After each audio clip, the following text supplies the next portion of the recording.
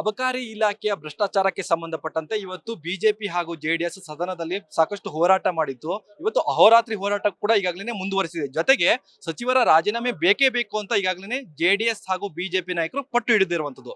ಇದೇ ವಿಚಾರಕ್ಕೆ ಸಂಬಂಧಪಟ್ಟಂತೆ ಬಿಜೆಪಿ ನಾಯಕರಾದಂತಹ ಭರತ್ ಶೆಟ್ಟಿ ಅವರು ಇದ್ದಾರೆ. ಅವ್ರ ಜೊತೆಗೆ ಒಂದಷ್ಟು ವಿಚಾರಗಳನ್ನ ಚರ್ಚೆ ಮಾಡ್ತಾ ಹೋಗೋಣ. ಸರ್, ಇವತ್ತಿನ ಅಬಕಾರಿ ಇಲಾಖೆಯಲ್ಲಿ ಸದನದ ಒಳಗೆ ಹೋರಾಟ ಆಯಿತು. ಈಗ ಅಹೋರಾತ್ರಿಯನ್ನ ಮುಂದುವರಿಸಿದ್ದೀರಾ.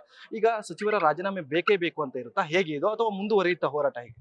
ನಾವು ಸಚಿವರ ಬಳಿ ಚರ್ಚೆಯನ್ನು ಮಾಡಿದಾಗ ಸಚಿವರಿಗೆ ಉತ್ತರ ಕೊಡುವಂತ ಸಂದರ್ಭದಲ್ಲಿ ಇದನ್ನ ಬಹಳ ಅಸಡ್ಡೆಯಿಂದ 6,500 ಕೋಟಿಯ ಬ್ರಹ್ಮಾಂಡ ಭ್ರಷ್ಟಾಚಾರ ಏನಿದೆ, ಬಹಳ ಅಸಡ್ಡೆಯಿಂದ ಟ್ರೆಜರಿ ಬೆಂಚ್ ನಲ್ಲಿ ಇರುವಂತ ರೂಲಿಂಗ್ ಪಾರ್ಟಿ ಅವರು ಎಲ್ಲರ ಅಸಡ್ಡೆಯಿಂದ ಅದನ್ನ ನಿಗ್ಲೆಕ್ಟ್ ಮಾಡಿದ್ರು. ಉತ್ತರ ಕೊಡುವಂತ ಸಂದರ್ಭದಲ್ಲಿ ಅಧಿಕಾರಿಗಳ ಮೇಲೆ ಕ್ರಮ ಕೈಗೊಳ್ಳುವ ವಿಷಯವಾಗ್ಲಿ, ಅಥವಾ ನಾವು ಕೊಟ್ಟಂತ ಆಧಾರ ಏನಿದೆ, ನಾವು ವಾಯ್ಸ್ ರೆಕಾರ್ಡ್ಸ್ ಏನಿದೆ, ಆಡಿಯೋ ಫೈಲ್ಸ್ ಏನಿದೆ, ನಮ್ಮ ದಾಖಲೆಗಳೇನಿದೆ, ಅದನ್ನೆಲ್ಲ ನಾವು ಕೊಟ್ಟಿದ್ದೇವೆ. ಯಾವ್ಯಾವ ಅಧಿಕಾರಿಗಳು ಯಾವ್ಯಾವ ಸಂದರ್ಭದಲ್ಲಿ ಮಂತ್ರಿಗಳನ್ನ ಮತ್ತು ಅವರ ಮಗನನ್ನ ಹೆಸರನ್ನ ಉಲ್ಲೇಖ ಮಾಡಿದ್ದಾರೆ, ಎಲ್ಲ ವಿಷಯಗಳನ್ನು ಹೇಳಿದೆ. ಇದನ್ನ ತನಿಖೆ ಆಗ್ಬೇಕು ಅನ್ನುವಂತ ಮಾತನ್ನ ನಾವು ಹೇಳಿದ್ದೇವೆ. ಮಂತ್ರಿಗಳಾಗ್ಲಿ, ಮುಖ್ಯಮಂತ್ರಿಗಳಾಗ್ಲಿ, ಡೆಪ್ಯೂಟಿ ಚೀಫ್ ಮಿನಿಸ್ಟರ್ ಆಗ್ಲಿ ಇದರ ಬಗ್ಗೆ ಯಾವುದೇ ಸರಿಯಾದ ಉತ್ತರವನ್ನ ನಮಗೆ ಕೊಡ್ಲಿಲ್ಲ. ನಾವು ಅವರ ರೆಸಿಗ್ನೇಷನ್ ಅನ್ನು ಕೇಳ್ತಾ ಇದ್ದೇವೆ. ಇನ್ವೆಸ್ಟಿಗೇಷನ್ ಆಗುವಂತ ಸಂದರ್ಭದಲ್ಲಿ ಮಂತ್ರಿಗಳು ಮಂತ್ರಿಯಾಗಿ ಅದೇ ಇಲಾಖೆ ಮಂತ್ರಿ ಆಗಿದ್ರೆ ಅವ್ರು ಇಂಟರ್ಫಿರೆನ್ಸ್ ಮಾಡುವಂತ ಸಾಧ್ಯತೆ ಇರ್ತದೆ. ಹಾಗಾಗಿ ಅವ್ರು ರಿಸಿಗ್ನೇಷನ್ ಮಾಡಿ ಅದರ ಇನ್ವೆಸ್ಟಿಗೇಷನ್ ಆಗ್ಬೇಕು. ಹಿಂದೆ ಬಿಜೆಪಿ ಸರ್ಕಾರ ಇದ್ದಂತ ಸಂದರ್ಭದಲ್ಲಿ ನಮ್ಮ ಮಂತ್ರಿಗಳ ಮೇಲೆ ಆರೋಪ ಬಂದಿತ್ತು. ಆಗ ಮಂತ್ರಿ ಅವರು ರಿಸೈನ್ ಮಾಡಿ ಆ ಇನ್ವೆಸ್ಟಿಗೇಷನ್ ಅನ್ನು ಎದುರಿಸಿ ನಂತರ ನಿರಪರಾಧಿ ಅಂದ ನಂತರ ಅವರು ಪುನಃ ಬಂದು ಕ್ಯಾಬಿನೆಟ್ ಮಿನಿಸ್ಟರ್ ಆಗಿದ್ರು. ಒಂದು ವಿಚಾರವನ್ನ ಇವರು ಹೇಳ್ತಾರೆ, ಅಧಿಕಾರಿಗಳು ಮಾಡಿದ ತಪ್ಪಿಗೆ ಸಚಿವರ ರಾಜೀನಾಮೆ ಕೇಳೋದು ಎಷ್ಟರ ಮಟ್ಟಿಗೆ ಸರಿ. ಜೊತೆಗೆ ಬಿಜೆಪಿಯಲ್ಲಾದಂತಹ ಹಗರಣಗಳು, ಮೊಟ್ಟೆ ಹಗರಣಗಳು, ಸಾಕಷ್ಟು ಹಗರಣಗಳು ಹೇಳಿದ್ರು. ನೀವೇನಾದ್ರೂ ಕೂಡ ರಾಜೀನಾಮೆ ಕೊಟ್ಟಿದ್ರಾ ಅಂತ ಹೇಳಿದ್ರು. ನೋಡಿ, ನಾವು ರಾಜೀನಾಮೆ ಕೊಟ್ಟಿದ್ದೇವೆ ಅಂತ ಹೇಳಿದ್ದೇನೆ. ನಾನು ನಿಮ್ಗೆ ಎಕ್ಸಾಂಪಲ್ಸ್ ಅನ್ನ ಕೊಟ್ಟಿದ್ದೇನೆ. ಕೆಲವು ಕೇಸ್ಗಳು ಇನ್ವೆಸ್ಟಿಗೇಷನ್ ಇನ್ನೂ ಸಹ ಇದೆ. ನಮ್ಮಲ್ಲಿ ಮಂತ್ರಿಗಳು ರಾಜೀನಾಮೆಯನ್ನು ಕೊಡಿಸಿ ನಂತರ ಇನ್ವೆಸ್ಟಿಗೇಷನ್ ಆದ ನಂತರ ಪುನಃ ಅವರನ್ನ ರೀಇನ್ಸ್ಟೇಟ್ ಮಾಡಿದ್ದೇವೆ. ಈಗ ಅವರಲ್ಲಿ ನಾವು ರಾಜೀನಾಮೆಯನ್ನು ಕೇಳುದು ಇಂಟರ್ಫಿರೆನ್ಸ್ ಆಗ್ಬಾರ್ದು ಅನ್ನುವಂಥ ವಿಷಯಕ್ಕಾಗಿ. 6,500 ಕೋಟಿ ಬ್ರಹ್ಮಾಂಡ ಭ್ರಷ್ಟಾಚಾರ ನಿಮ್ಗೆ ಗೊತ್ತಿರುವಂತ ವಿಷಯ.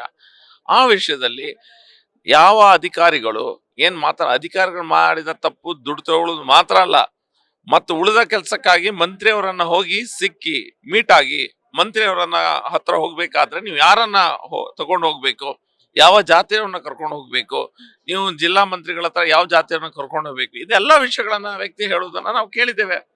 ಆಡಿಯೋ ಇದೆ. ಇನ್ವೆಸ್ಟಿಗೇಷನ್ ಆಗ್ಬೇಕಾಗಿದೆ. ಇನ್ವೆಸ್ಟಿಗೇಷನ್ ಡೈರೆಕ್ಟ್ ಆಗಿ ಇವರು ಅವರನ್ನ ಬ್ಲೇಮ್ ಮಾಡ್ತಾ ಇದ್ದಾರೆ.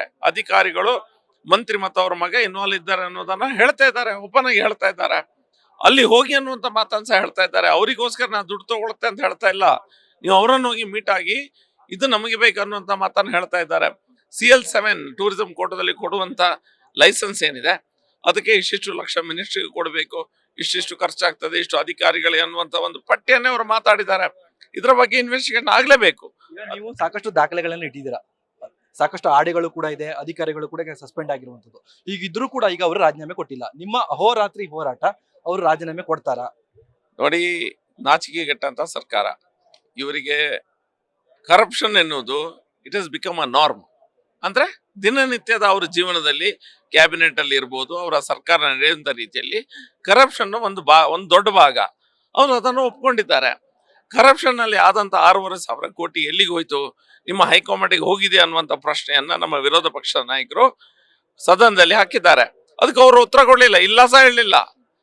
ನಮ್ಮ ಬೇರೆ ಇಲೆಕ್ಷನ್ಗೆ ಮತ್ತೊಂದು ಎಲ್ಲೋ ಇಲೆಕ್ಷನ್ ಆಗ್ತಾ ಇತ್ತು, ಆ ಸಮಯದಲ್ಲಿ ವಾಲ್ಮೀಕಿ ಹಗರಣ ಆಗಿತ್ತು. ಈಗ ಮತ್ತೊಂದೆರಡು ಕಡೆ ಇಲೆಕ್ಷನ್, ತಮಿಳುನಾಡು, ಕೇರಳದಲ್ಲಿ ಇಲೆಕ್ಷನ್ ಆಗ್ಲಿಕ್ಕಿದೆ, ಈ ಹಗರಣ ಆಗ್ತಾ ಇದೆ.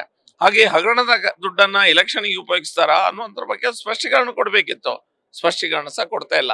ಹಾಗಾಗಿ ಮಂತ್ರಿಗಳು ರಾಜೀನಾಮೆಯನ್ನು ಕೊಡಬೇಕು, ಸರಿಯಾದ ಒಂದು ಜುಡಿಷಿಯಲ್ ಎನ್ಕ್ವೈರಿ ಆಗ್ಬೇಕನ್ನೋ ಅವಶ್ಯಕತೆ ಇದೆ.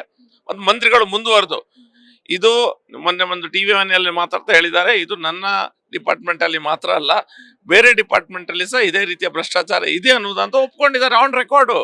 ನಾವು ಹೇಳಲಿಕ್ಕಿಂತ ಮುಂಚೆನೆ ಮಂತ್ರಿಗಳೇ ಆನ್ ರೆಕಾರ್ಡ್ ಟಿವಿ ಮಾಧ್ಯಮದ ಮುಂದೆ ಹೇಳಿದ್ದಾರೆ. ಇನ್ನು ಇನ್ವೆಸ್ಟಿಗೇಷನ್ ಮಾಡಬೇಕು, ರಿಸಿಗ್ನೇಷನ್ ಕೊಡುವುದಿಲ್ಲ ಅಂತ ಹೇಳಿದ್ರೆ ಏನ್ ಅರ್ಥ? ಮನೆಗೆ ಲಾಸ್ಟ್ ಪ್ರಶ್ನೆ, ಎಲ್ಲಿ ತನಕ ಹೋಗುತ್ತೆ ಈ ಹೋರಾಟ? ನೋಡಿ, ಇವತ್ತು ಇಡೀ ದಿನ ನಾವು ಇದರ ಹೋರಾಟವನ್ನ ಮಾಡಿದ್ದೇವೆ. ಇವತ್ತು ಅಹೋರಾತ್ರಿ ಹೋರಾಟವನ್ನ ಮಾಡ್ತೇವೆ.